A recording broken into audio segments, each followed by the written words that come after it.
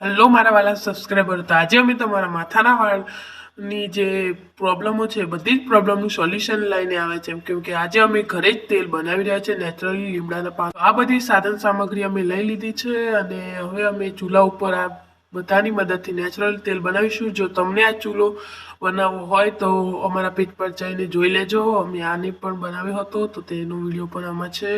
તો અમે ચા અને મેથી નાખી દીધી છે અને પછી તેને બરોબર તેલમાં શેકાવા દીધી છે.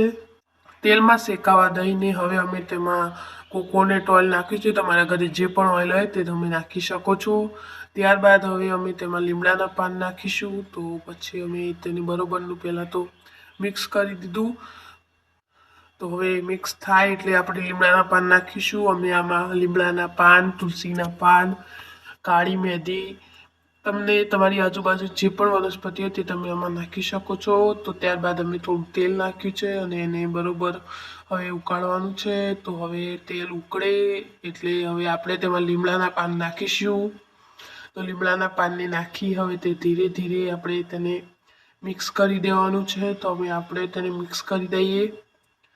ત્યારબાદ હવે આપણે તે મિક્સ થઈ જાય એટલે તેમાં પાણી રેડવાનું છે. તો પાણી રેડીને પછી આપણે તેને મૂકી દેવાનું છે.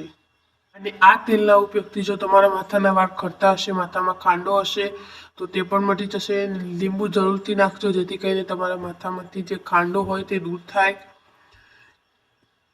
તો હવે આપણે આગળ વધીએ. તો આ વિડીયોમાં તમે જોઈ શકો છો કે હવે તે બધાને મિક્સ કરી છે. ત્યારબાદ તેમાં પાણી ઉમેરી તેને બરોબર મિક્સ કરી લેવાનું છે.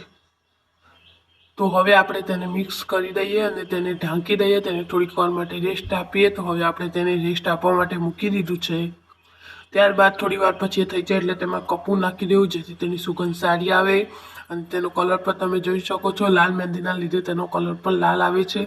પછી તેને સારા એવા વાસણમાં કાઢી લેવાનું છે.